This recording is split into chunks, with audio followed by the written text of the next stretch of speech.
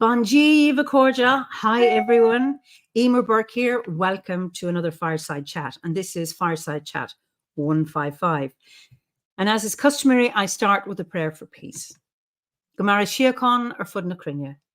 Gomara Siakon in our jaili agus in our jirha.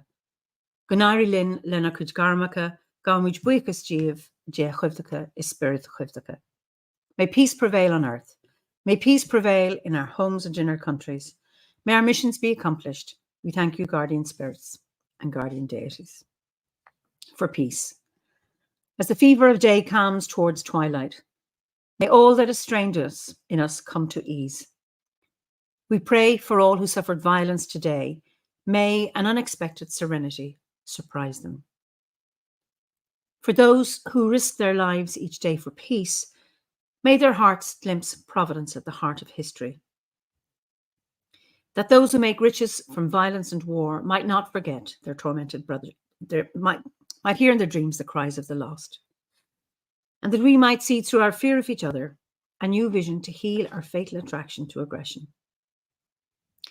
That those who enjoy the privilege of peace might not forget their tormented brothers and sisters. That the wolf might lie down with the lamb. That our swords be beaten into plowshares. And no hurt or harm be done anywhere along the Holy Mountain. So you're all very, very welcome. And let me see where people are from. So we've got Southern California, Wyoming. Oh, once again, rainy London. The sun is shining here, thank goodness, in Kilkenny for a while.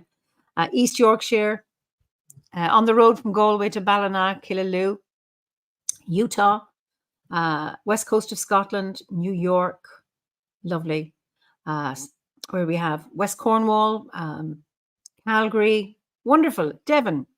So when I started these, this is the last chat for this season. I'm going to take the month of August off and we'll start again. Season 5 in September. But when I started, the idea was that I would chat with ordinary members of the order, as in not well-known members. And none of them were ordinary. They've all been extraordinary. And I've broken my rule.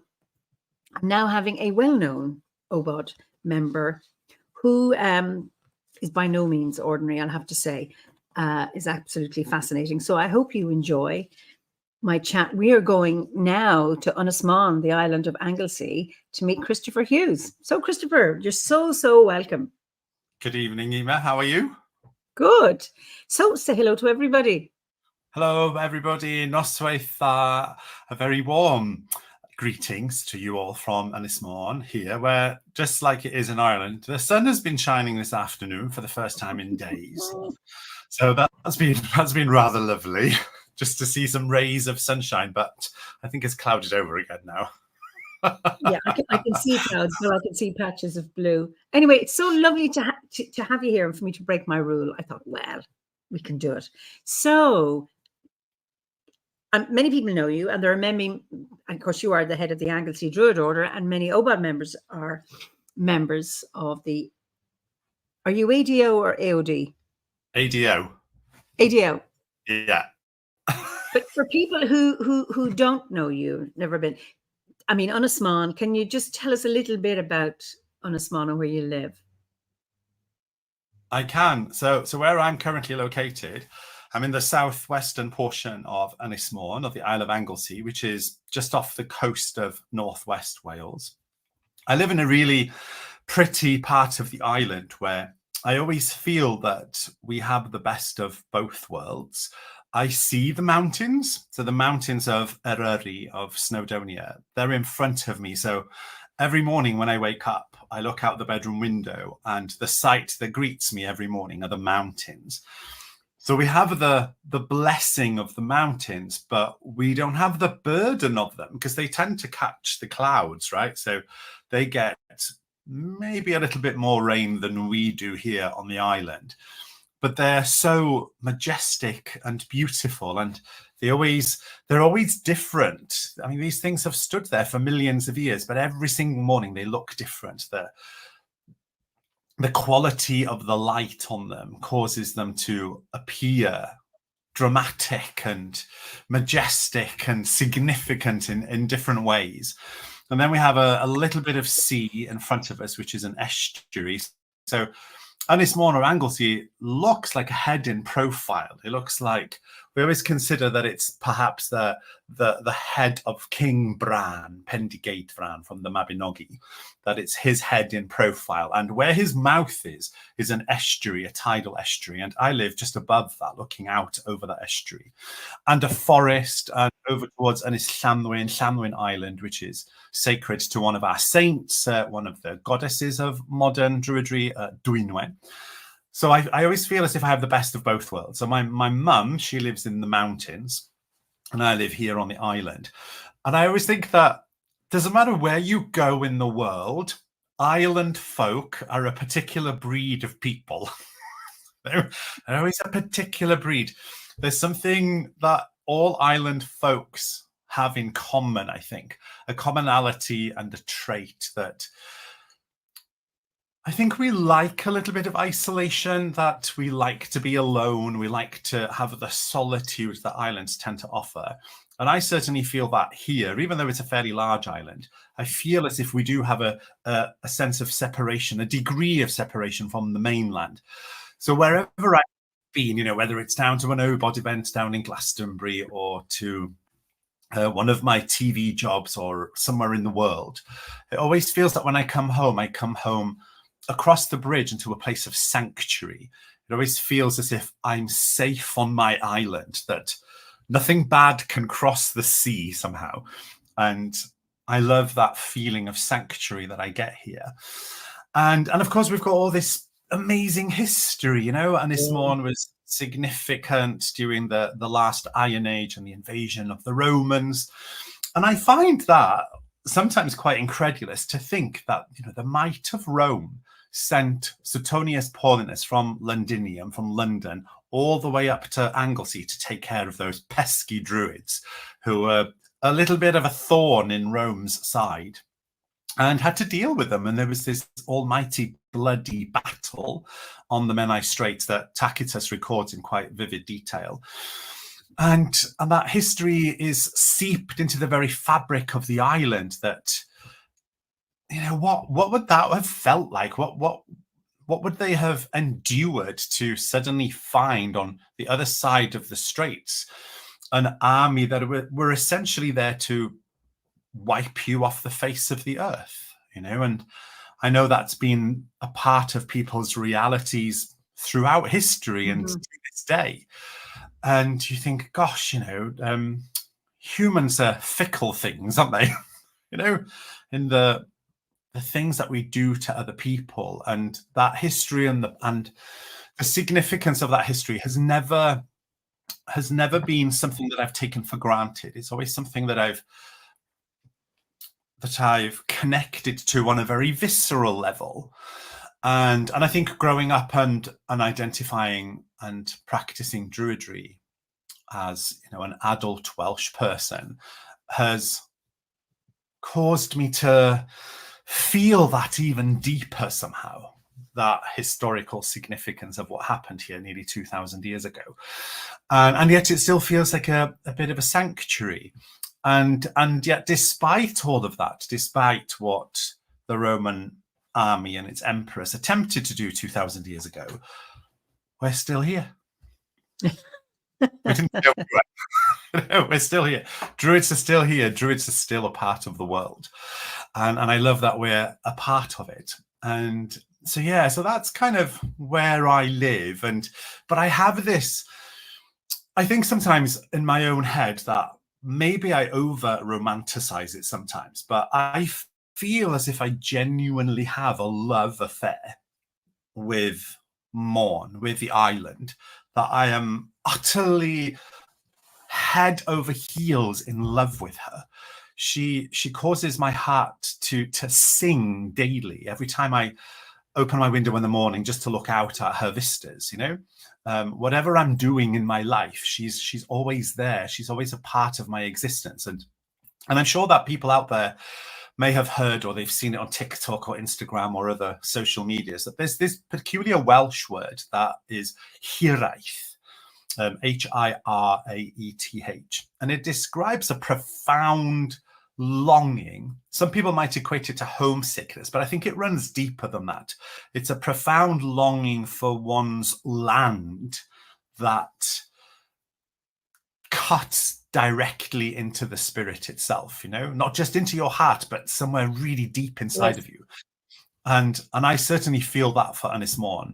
So whenever I'm away from it, I've just come back from the United States, and after like 7 days, I start getting a little bit tetchy. I feel as if I'm missing home, that I want to be back in the embrace of home. Have you got a similar word to it in Irish? To that hiraeth? No, but I get it.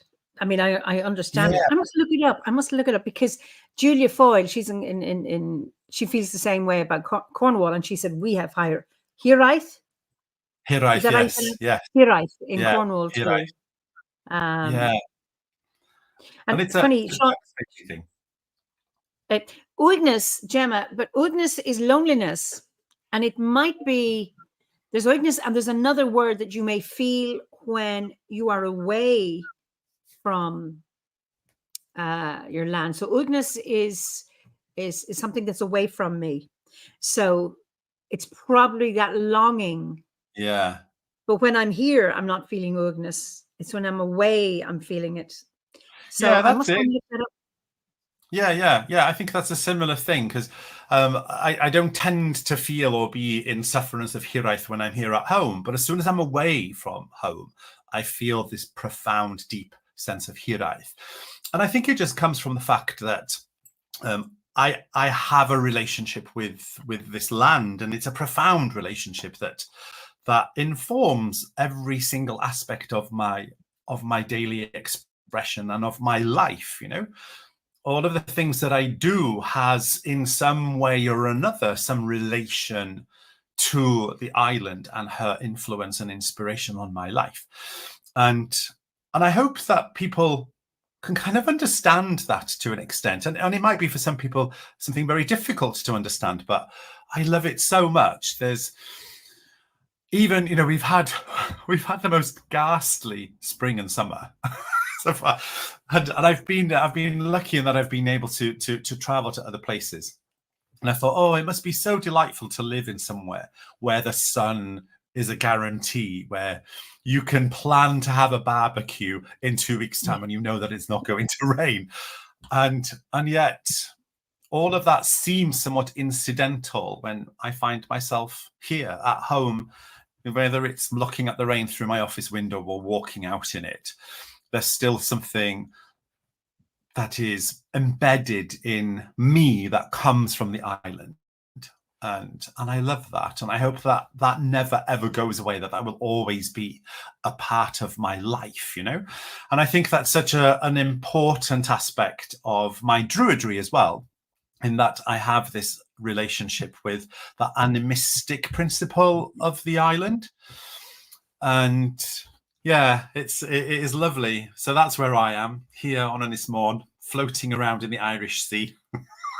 Well, I so get that, because there's been so much in the news, people being displaced, and I mean it's an old story, and it's one thing to voluntarily move from your homeland to another place.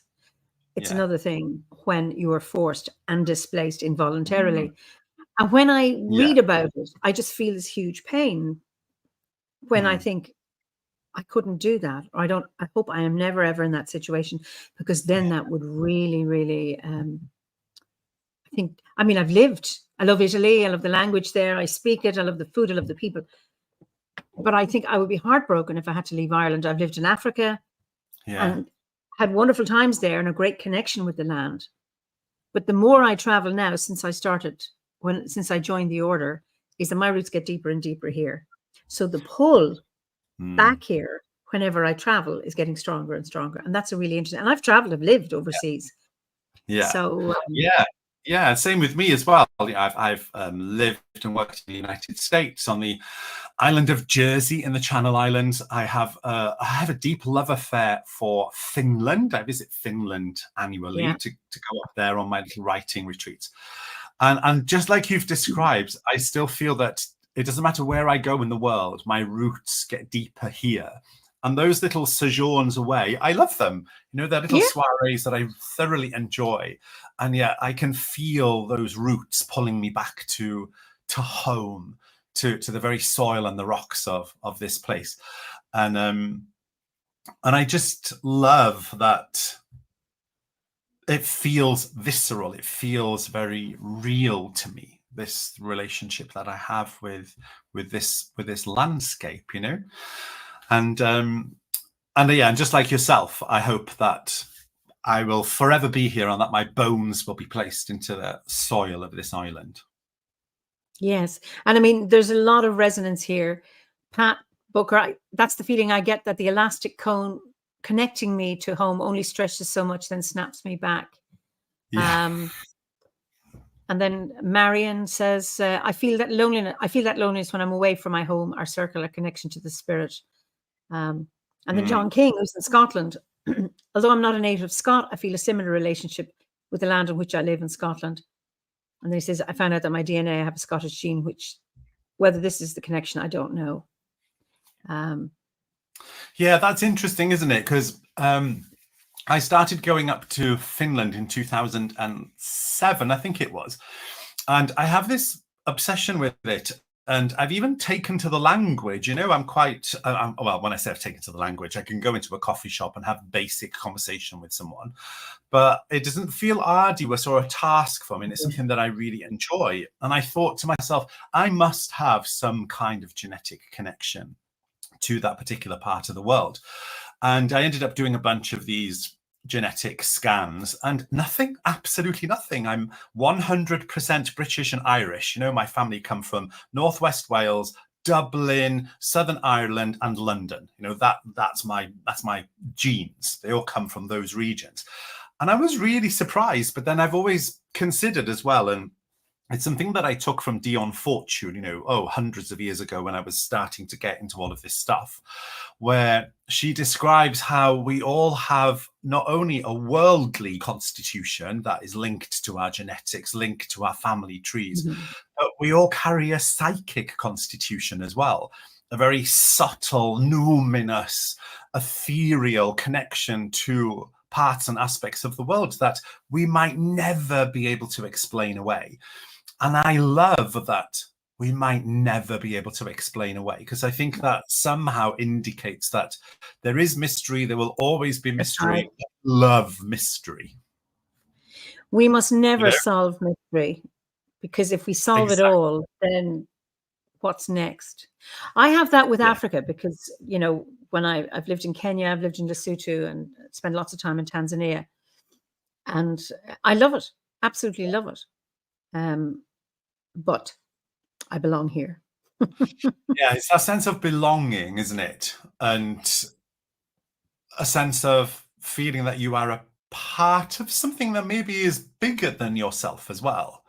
And that there's a humility that comes with that.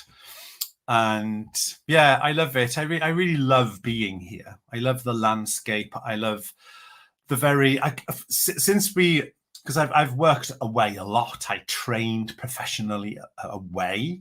I went to, you know, to school and college and stuff in England. I've worked all over the world, but my ties always keep pulling me back here. And I think it doesn't matter where in the world we are. I think a part of us always remains where our roots are. It will always call us home, you know. Right. And I was going to say something really profound as well to follow that, and it's gone. I hate when that happens. I was just there on the tip of my mind. I wonder that. I think that's just something that's progressively happened to me since I hit 50, and that was like nearly 3 years ago now.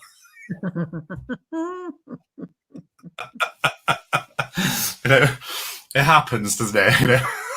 certainly does. But just as you're talking about roots, that no matter where you are in the world, there's that sense of rootedness. Now, it's interesting. Charlene says, I'll have to explore it more. I feel like that in Canada. Many of us with long roots here do. And I mean, okay, so you're Welsh born and bred. I'm Irish born and bred. And although culturally, I'm on the edge of Irish culture, whatever consider the normal culture is. If you're looking at a bell curve, I'm on the edge. But it's the landscape that calls me. The land calls me, and that's where my roots are. Not so much in GAA and the politics and all of that. Yeah. And there's the magic. And Pat says, I've no genetic link with Northern Ireland. It just owns me. And I think there's something about the land owning you belonging to the land rather than the other way around. And I think that's very, very profound. And I know from many of our members, you say from the US or Australia or whatever, in occupied lands, find that pain of that severing of roots and that longing to find them. But the thing is, wherever you are, you need to be able to lay down roots also, like plants do. Yeah, exactly. And we're not that different. We're all kin. We're all inhabitants that reside and live on this glorious blue jewel that's spinning around, a very angry ball of nuclear fusion. And this is our home. And you're right. I think when I consider the rootedness of place and the rootedness of my home, and it might sound somewhat conceited perhaps to say it, but I do believe that the relationship is a two-way street, that it's not a one-way thing. Yes. But when I am away, I do firmly believe that the land misses me too. That the land longs for me to be back as much as I long to be back, and I think that's essentially an expression of relationship. And I love that my druidry itself came from that connection.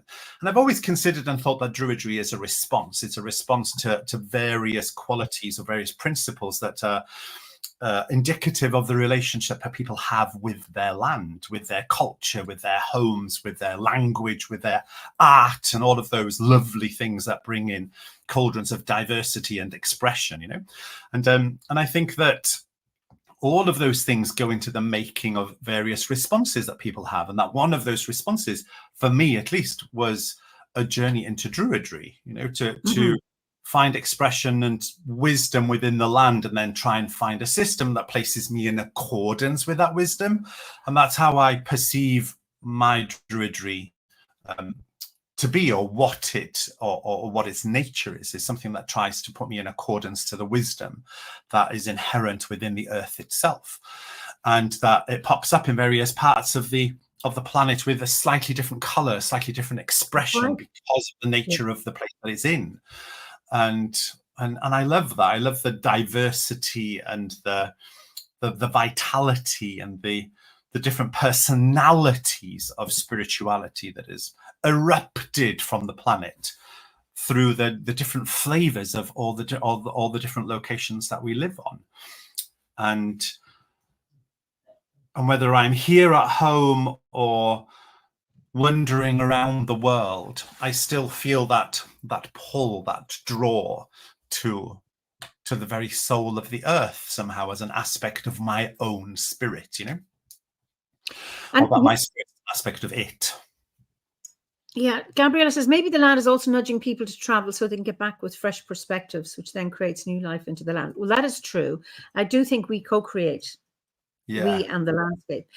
Yeah. But this thing about traveling and roots is, if we are to believe that we originated in Africa, and I don't know if you read Brian Sykes' book, The Seven Daughters of Eve. So his thesis is that there was a primal mother, Eve, for the want of a better name, and she had seven daughters, haplotypes, and they migrated from Africa and went various places. And that if we originally, all of us, emerged from Africa, then the people who moved and wherever they settled, they put down roots, and then people moved from there future generations move to put down roots. So we've always moved and put down roots. And I think no matter where we are, it's important to be able to put down roots and connect with the spirits of the land. Yeah, entirely. And to let your soul rest there, rather than. It's interesting. My mother-in-law, my first mother-in-law, she was from Kerry, but my father-in-law was from Clare, and they lived in Clare. And I remember when I met her, she says, "I'm 40 years here, and I'm still an outsider." Right. And there's certain places where you are always the blow-in. Yeah. Now, sometimes that's done in a way that would be non-welcoming or derogatory. I remember Howard, my late husband, and I, we have a house in Tanzania. It's a shack, but a friend of ours had suggested, why don't we buy some land and we could build a house there?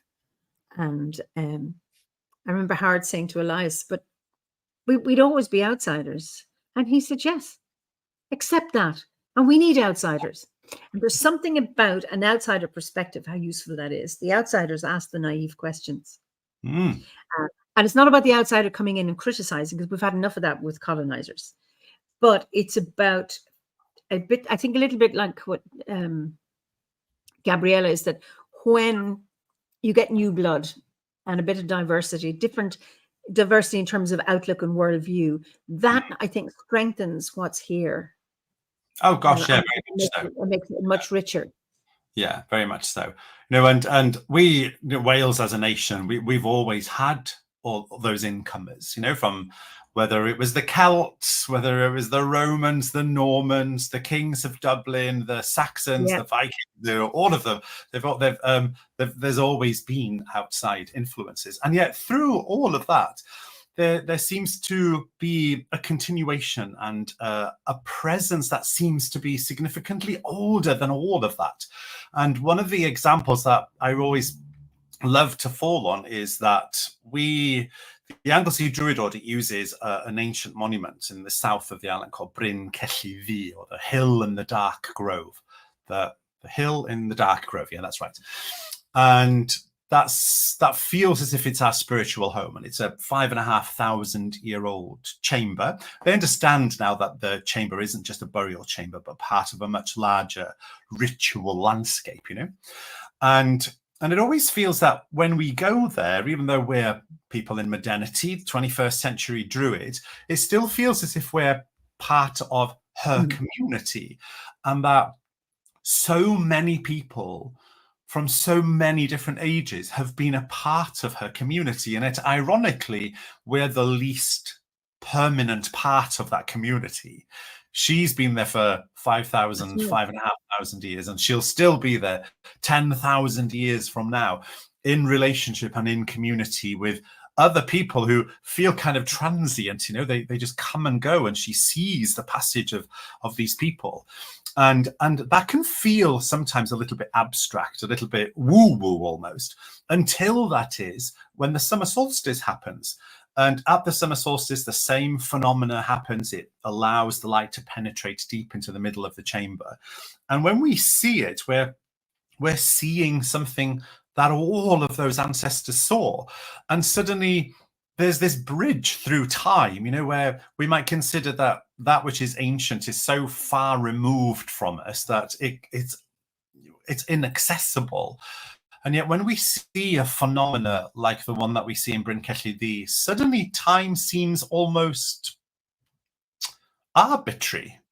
That it forms a bridge between the present and the deep past, and suddenly we're one people's, one community, all together witnessing something. And I always feel that whenever I see that happening at Bryn Celli Ddu, I literally feel beside myself with the magic and the awe and the wonder of it, that it just took a structure of stone accepting the rays of the sun to cause a bridge between us and the deep past, and a realization that, do you know what, we are all still one community that have been struggling and loving and living our lives for countless generations in relationship with the land itself.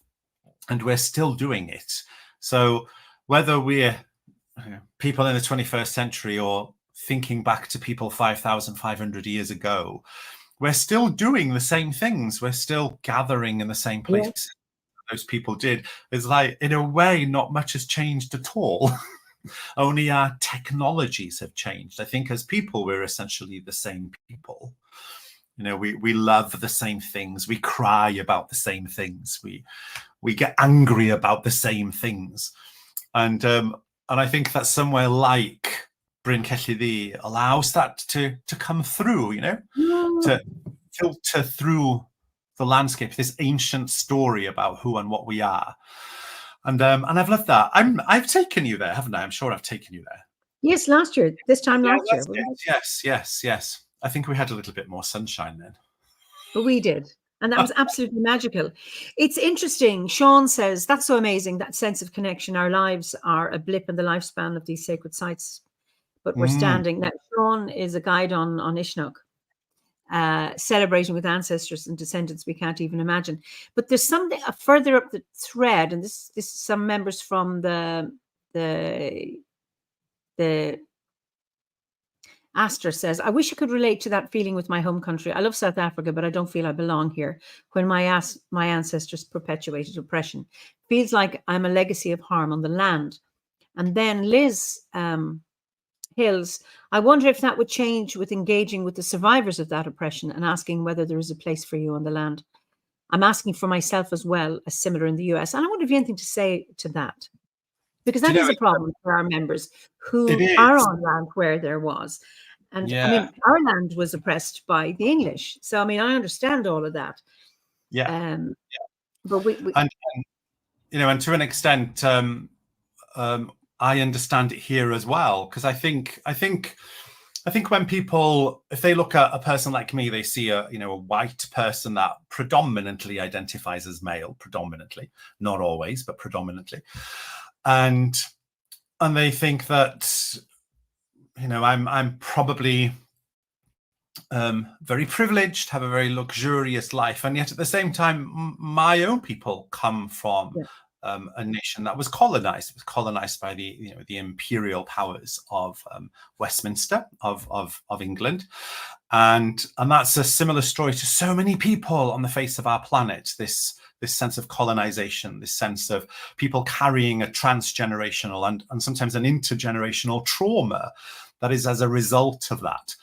And although we have a sense of that here in Wales, we've had to somehow find our own identity within that. We've had to find a way to ameliorate and soothe those injuries within our own lives and living.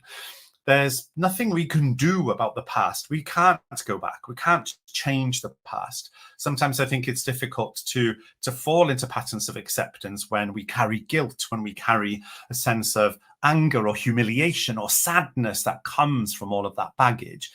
And I spend a lot of time in the United States. I've spent time in Australia and heard these similar stories. And I don't think that there is a one cure-all answer to it. I think the answers come in drips and drabs and in bite-sized pieces of our own inspiration.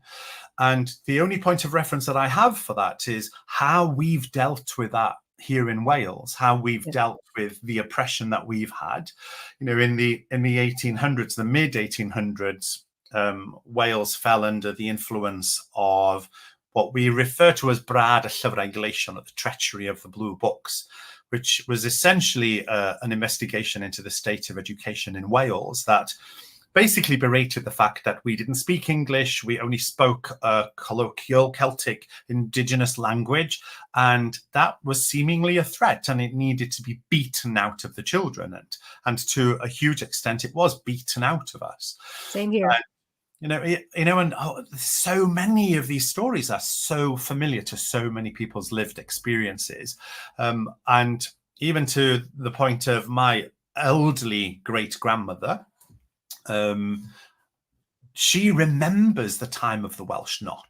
She remembers the time where people were punished for speaking their native language, And so we ourselves have been in sufferance of that. And I know that's a really difficult thing for people to understand when they're seeing, a white Western person on their screens, but that has genuinely been a part of our story. And even if you look at the screen and you see my surname has been anglicized. So my patronym was changed because of the shame that the Welsh language brought people. So my patronym should be spelled Huws, Hughes, but it was changed to Hughes with a GH, so it looked a little bit more anglicized. And this was all because of the treachery of the Blue Books that defamed and considered that the Welsh language was inherently evil, and that for people to get on in the world, to get on in life in general, they needed to be a little bit more English and adopt English into their education. And it came with huge swathes of shame. And you look at other stories around the world, where there's that phrase, isn't there, of beat the Indian out of the child, and the same thing happened here. It happened in Ireland, it happened in Scotland, it happened in so many places. And the only way that we've been able to ameliorate that, to somehow temper that, is by holding on to the tiny jewels of our own culture and celebrating it, and feeling that we have something that is inherently our own. And I'm a part of that next week. I'm going down to Cardiff to the National Eisteddfod of Wales, and the National Eisteddfod is a part of that recovery process, a part of recovering who we are and who we feel that we are.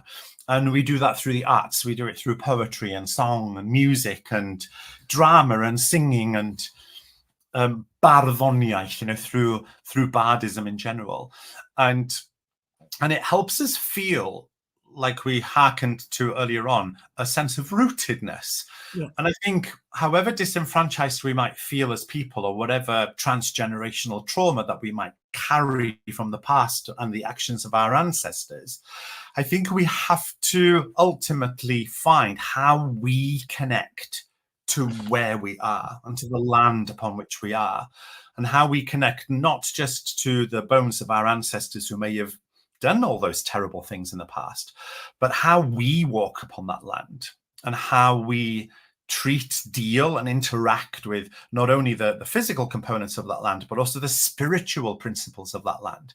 And I think that, again, is difficult, and that none of it is easy. I think if there was a one sentence cure, we would have cured it by now. But I think the fact that there isn't, and people are continuously having these conversations, is testament to the fact that it's so difficult. It's so almost impossibly difficult. But I think, as Druids in particular, I always stand by the fact that a Druid is somebody who serves to be the meaning of the word, oak wise, or to know the oak, to be oak wise, to find wisdom and to be placed in accordance with wisdom.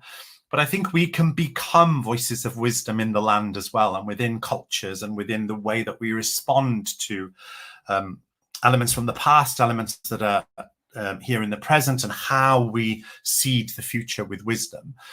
And that it's up to us as individuals to be able to somehow temper that which we feel is problematic with the past, because I don't think anyone else can do it for us. I think we have to be the first point of healing, that if we feel that, like I did with my own culture, I'm like, right, okay, I feel this, there's anger, there's sadness, there's regret, there's a sense of disenfranchisement. What can I do as an individual to help me not feel that way? And then how can I help other people that might also feel like that to perhaps come to terms with it and move on from it? Whether even moving on from it is even an option, I suspect that perhaps it's not a real option. Mm-hmm. It's something that we must continuously work upon. But that ultimately, that transgenerational trauma is a real thing. It's a thing that, particularly for people who are on the spiritual spectrum, like we are, that it's problematic. And I wish that there was a simple answer to it, but I genuinely don't think there is. It's ultimately down to what we think we can do to help heal those processes. And I always think, that we're all we all come into this world, we come into the experience of this life. But I genuinely believe that every single one of us has a gift of medicine for the world. Every one of us has something to give. And I sometimes I think, people might think, oh my gosh, that means I have to be some kind of really important herbalist or a life-changing scientist. And I think, no, sometimes the medicine that we have is somebody who's just a really bloody good listener, or an excellent friend, somebody whose shoulders are broad enough to be able to take another person's pain and tragedy and sorrow and help them assimilate that into the experience of who they are. And I think we all have a medicine to offer to the world. And finding that medicine, I think, is the journey of Druidry, journey of spirituality, Absolutely. And there's two things to that. I remember I had a medicine woman from the US. She's white, but adopted into the medicine ways of the Cree. But she said she was traveling down at the Grand Canyon, and she met this old woman who gave her some medicine. She said, "This is the only medicine I have." And she put some flower petals on her tongue. And she said that was the most profound healing she had ever had. I said, I would just so love to meet that woman again. That was the only medicine this woman had. And yet her. And I just think, and it's that smile. You work in a shop. I know I've had when somebody of service, whatever, in an office, and they smile. And it's like there are times when it has just lifted me up. Now that's healing. They may not even know it, or maybe they do. I don't know. And Anne here says she was. This is apropos of of the experience of the Welsh. This is making me feel bad because I'm English now, and I'd like. Can we address that, because that's we can. Yes. That is common. That is not that guilt that descendants of oppressors feel.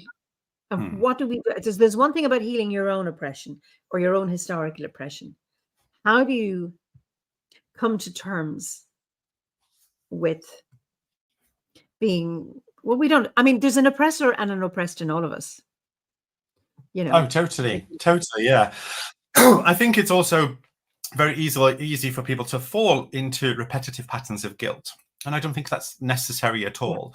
I have people, I talk about all this stuff fairly frequently, and I often hear people thinking, oh my gosh, I feel awful for what my ancestors did. I'm like, yeah, but you didn't do it. It's not your fault. It's never been your fault. And even those powers that did that, what they did to Wales, to Canada, to the US, to Ireland, to Australia, these were imperial forces. These were imperial governmental forces. It wasn't a single individual. It's a conglomeration of people that form governments, that form political powers. They're not individuals that are just walking in everyday life who are mostly completely oblivious to these things that are happening around them. And even if they weren't oblivious, they were possibly powerless to be able to affect them or to have any influence on them. And I don't think that guilt, or to feel that guilt, is conducive to transformation and change. There's so much we can do through educating ourselves to what has happened to different cultures and societies in the world, and how maybe we can help that today, and what we can do perhaps as people today. Because I always... people will use the term cultural appropriation quite often today. We hear that so often today. And I think that when it comes to matters like cultural appropriation, that also falls into these issues of colonization, oppression in the past. But that cultural appropriation today, the difference between appropriation and appreciation is just education. It's how we educate ourselves to what is going on in the world and the dynamics of those cultures and countries. So when people say to me, I'd really love to study Welsh mythology, to study things about, Bardddas or Welsh culture, how do I do that in a non-appropriative way? And my answer to that is always the same. It's like, well, do a bit of Duolingo, have an appreciation of our language, read up a little bit about the dynamics of Wales and the culture that we live in. Maybe decide to support a little charity that's in Wales, do something to widen your perspective of the nation itself. And that very quickly then moves things away from appropriation into an appreciation of the culture that you're being drawn towards. And there are small little things that we can do. And whilst they might seem small, they're actually quite big deals. They can change how we feel about something. I remember the first time I started learning Finnish, and the first time I was able to walk into a coffee shop in Rovaniemi and have a very brief conversation with a person, and I felt comfortable in doing so. And it felt as if something changed inside of me as well. It felt as if, oh my gosh, I had suddenly an insight into a culture that I didn't have before, because I'd just been visiting it, and isolating myself in a little cabin and then coming back home.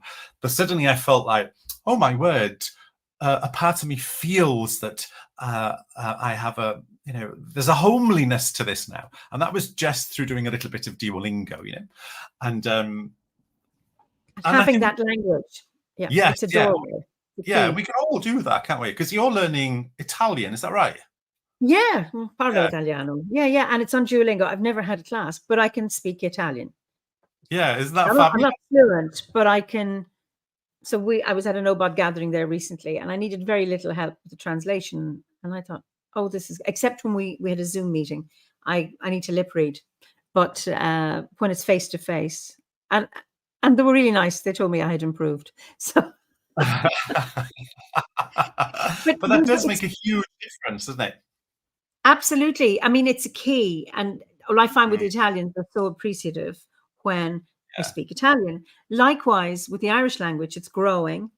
And there's a greater appreciation among Irish people too, because it was beaten into us in school, beaten out by the English in my grandparents' generation, then beaten into us.